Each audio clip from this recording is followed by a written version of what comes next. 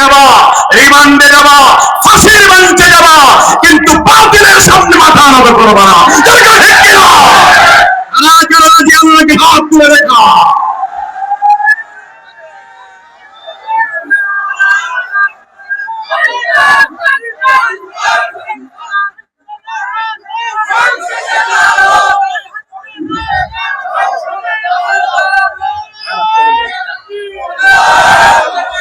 আল্লাহ কবুল করুন, জোরে বলেন আমিন। নবী মুহাম্মদ রাসূলুল্লাহ সাল্লাল্লাহু আলাইহি ওয়াসাল্লাম যে ব্যক্তি মুহাম্মদ রাসূলুল্লাহকে নবী হিসাবে পাওয়ার পরে সন্তুষ্ট হয়ে যায়, সেই ব্যক্তি ঈমানের বোঝা পেয়ে যায়। আমরা রাসূলকে পাওয়ার পরে খুশি না বেজার? একটু পড়েন না আলহামদুলিল্লাহ। উম্মতে মুহাম্মাদীর মর্যাদা বাড়িয়েছেন কে? উম্মতে মুহাম্মাদীর জন্য গোটা পৃথিবীর সমস্ত জমিনকে আল্লাহ সুবহানাহু ওয়া তাআলা নামাজের স্থান মসজিদ বানিয়ে দিয়েছেন। সুবহানাল্লাহ বলবেন না? মাঠে ঘাটে রাস্তায় যেখানে আছেন সেখানে নামাজ পড়ার ব্যবস্থা করে দিয়েছেন কে? উম্মতে মুহাম্মাদীর নামাজের কাতারগুলিকে ফেরেশতার নামাজের কাতারের মতো করে দিয়েছেন। উম্মতে মুহাম্মাদীর জন্য কুরবানির গোশত খাওয়া হালাল করে দিয়েছেন। কুরবানির গোশত খাওয়া হালাল। আপনারা খুশি না বেজার? আলহামদুলিল্লাহ পড়বেন না? গোশত খাওয়া যদি না যেত আপনারা কুরবানি দিতেন? দিতেন না? দিতাম, তবে এখন যেভাবে দেই হয়তো বা সেভাবে দিতাম না। ফাসাল্লি লিরাব্বিকা ওয়ানহার, এটা তো রবের নির্দেশ। তোমার রবের উদ্দেশ্যে নহর করো, কুরবানি করো। পৃথিবীতে প্রথম যিনি কুরবানি চালু করেছিলেন তার নাম কি?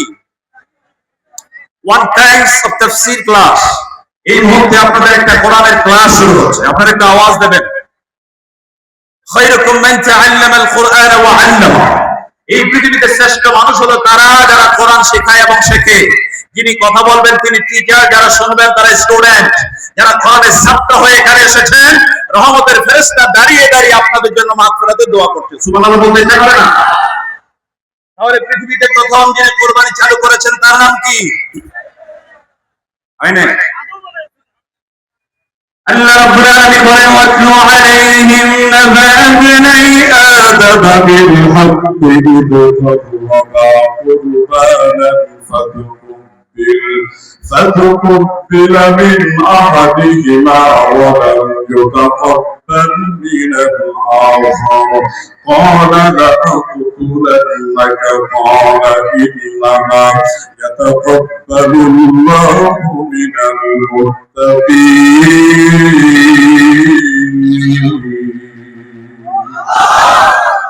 الله القرآن سورة মাইদার 27 নম্বর আয়াত। ওয়াতলু আলাইহিম নাবা ইবনাই আদম বিল হক। আল্লাহ পাক বলেন নবী হে, আদমের দুই পুত্রের কুরবানির কথা আপনি মানুষকে তেলাওয়াত করে শুনিয়ে দিন। আল্লাহর কোরআন প্রমাণ করে এই পৃথিবীতে সবার প্রথম কুরবানি দিয়েছেন আদম আলাইহিস সালামের দুই পুত্র হাবিল আর কাবিল।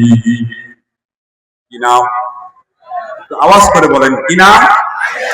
তাফসীর ইবনে কাসির আয়াতের ব্যাখ্যা করতে গিয়ে বলেন হাবিল আর কাবিলের কুরবানি আর বর্তমান জামানার কুরবানি কিন্তু একরকম নয়।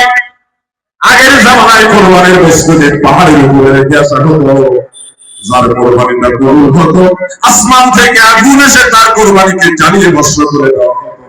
আর যার কুরবানিটা কবুল হতো না তার আগের মতোই হয়ে যেত। তার মানে বোঝা যে কাঠটা কবুল হয়েছে আর কাঠটা হয় নাই। এখন কি বোঝা যায়? এখন বোঝা যায়। আমি চিন্তা করলাম রব্বুল আলামিন কুরবানি করার ওই সিস্টেমটা যদি এখনো বাংলাদেশে চালু থাকতো, এই বাংলাদেশের অনেক বড় বড় লিডার, অনেক বড় বড় ধনী ব্যক্তি আছে, এরা লজ্জায় কুরবানি দিত না। ঠিক কিনা?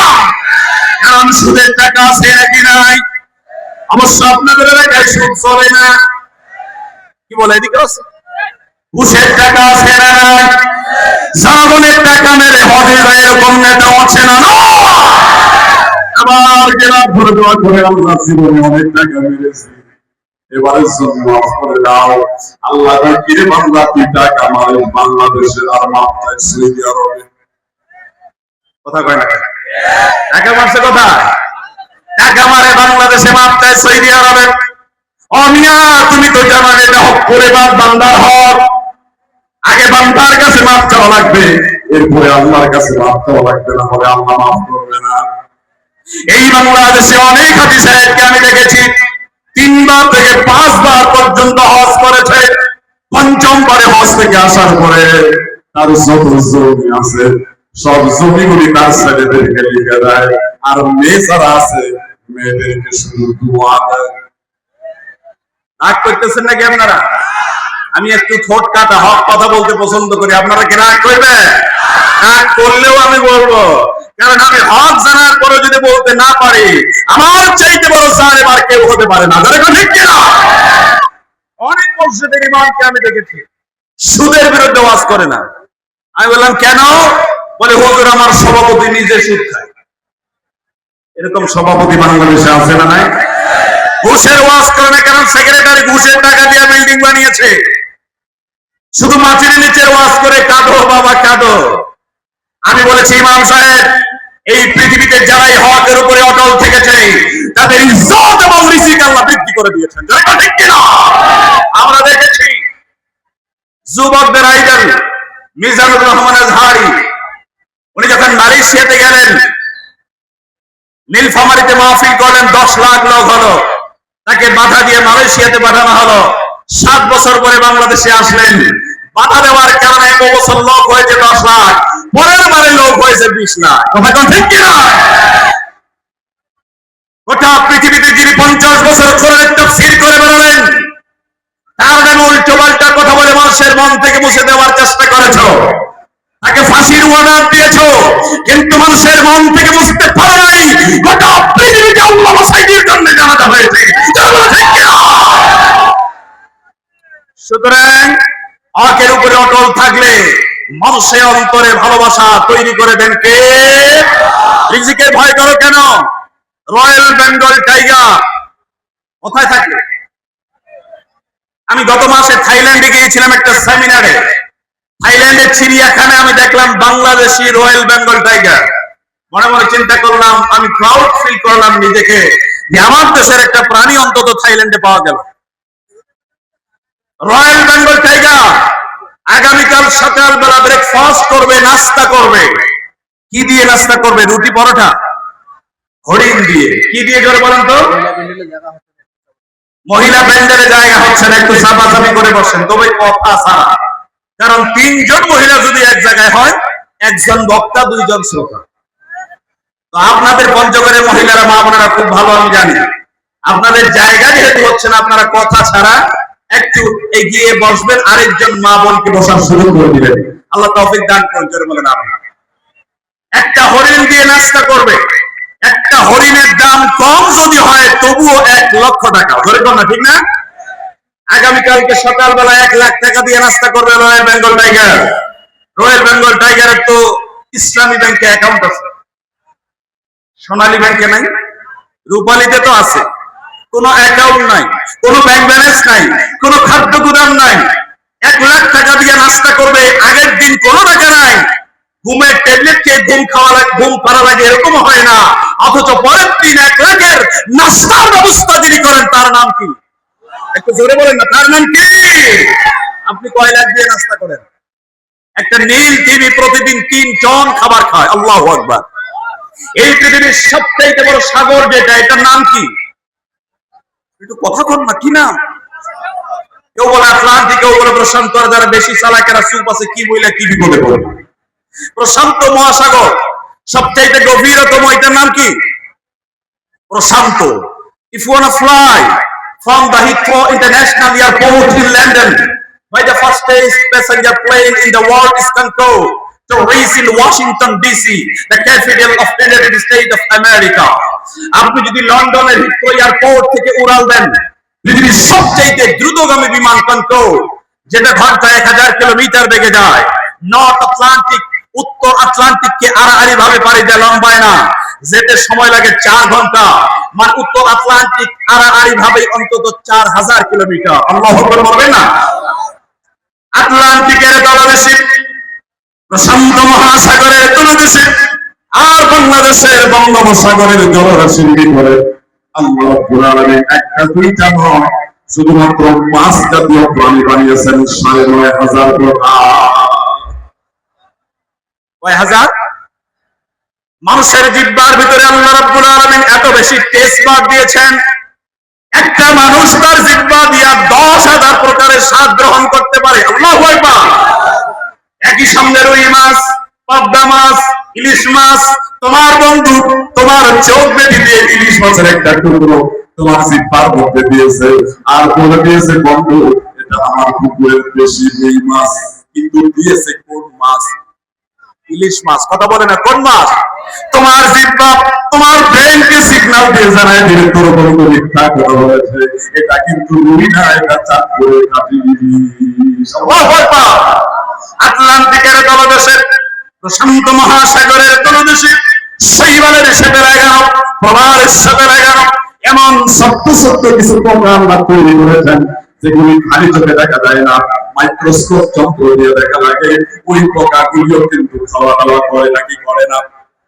আটলান্টিকের তলদেশে ওই পোকারা যখন 3 দিন খাবার জোগাড় করতে পারে না, ক্ষুধার যন্ত্রণা একটা চিৎকার মারে, পৃথিবীর কোন মন্ত্রী, কোন প্রধানমন্ত্রী, কোন খাদ্যমন্ত্রী ওই পোকার আওয়াজকে শুনতে পায় না। পায় নরেন্দ্র মোদী তো পায়, পায় না? আল্লাহ পাক বলেন ওয়ামা মিন দাব্বাতিন ফিল আরদি ইল্লা আলাল্লাহি রিজকুহা। এই পৃথিবীতে বিচরণশীল এমন কোন প্রাণী নাই যার খাবার দায়িত্ব আমি আল্লাহ গ্রহণ করি নাই। সুবহানাল্লাহ বলবেন না? এই জন্য রিজিকের চিন্তা করবেন না। ইমাম সাহেব মিম্বরে বসে হক কথা বলেছেন, বিশ্বাস করেন একটা চাকরি গেলে 10টা চাকরির ব্যবস্থা আল্লাহ করে দিতে পারে, ঠিক না?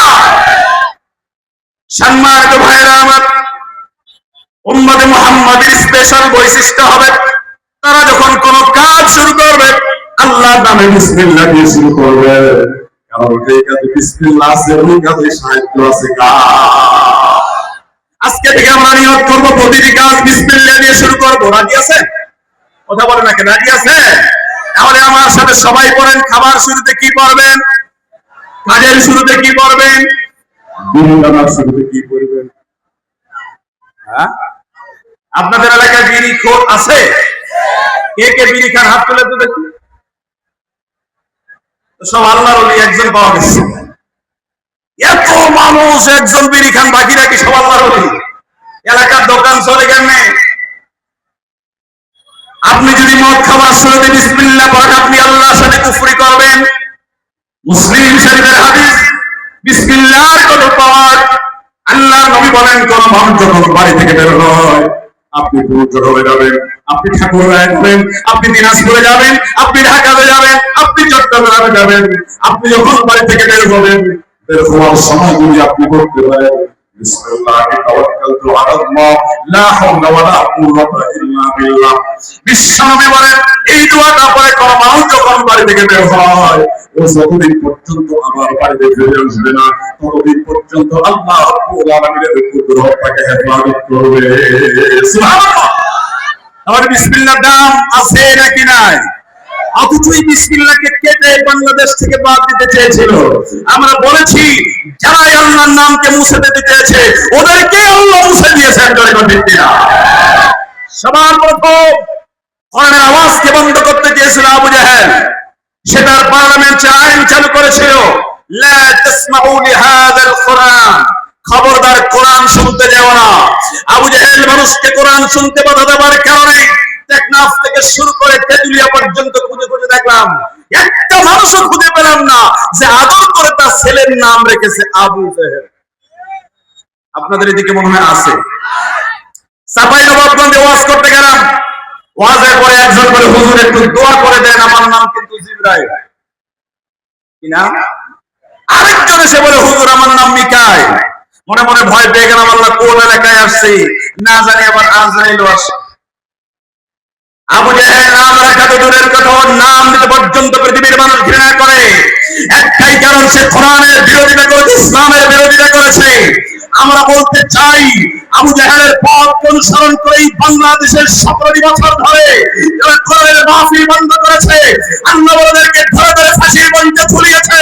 আবু জাহেলের মতো এই নেজি ফেরাউনের নাম নিত আগামী ভবিষ্যৎ ঘৃণা করবে। ঠিক কি না?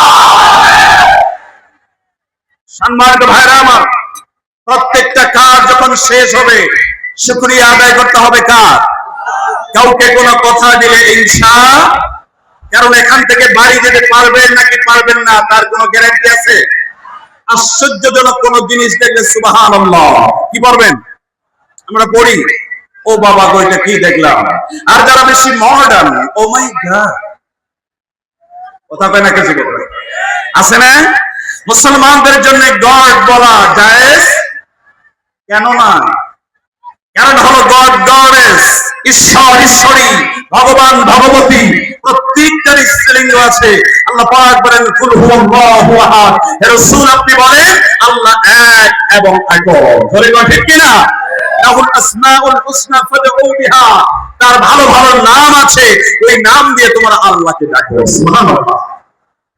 শুকরিয়া জ্ঞাপন করি আল্লাহ রাব্বুল আলামিনের দরবারে যে মহান রব্বুল আলামিন আমাদেরকে আশরাফুল মাখলুকাত মানুষ করে বানিয়েছেন।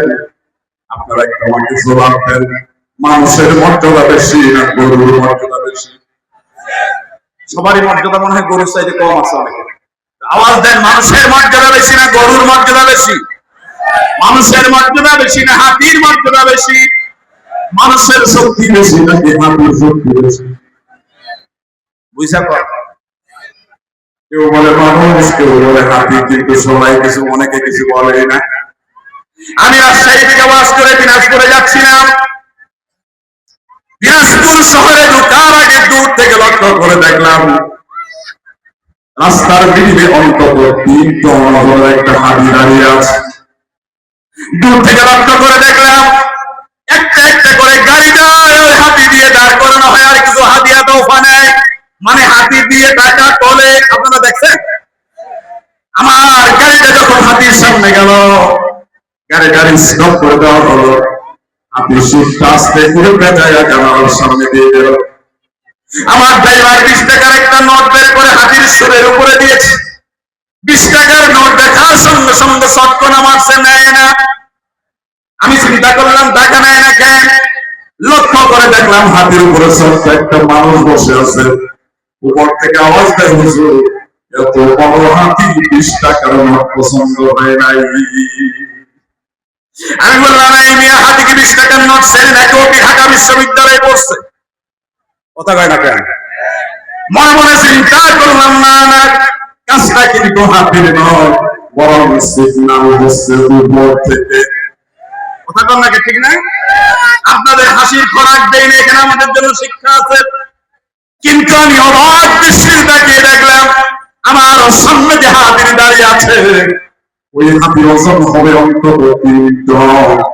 আর উপর থেকে তিনি সিগন্যাল মারছেন, যার ওয়াটার ক্যানে হাতিরা চলছে, ওই লোকটার ওজন হবে সর্বোচ্চ 1.5 মণ। শুকরিয়া জ্ঞাপন করলাম রব্বুল আলামিন, 3 টন ওজনের হাতি ওয়াটার ওজনের 1.5 মণ ওজন মানুষের জন্য। সুবহানাল্লাহ। কোরআন বলছে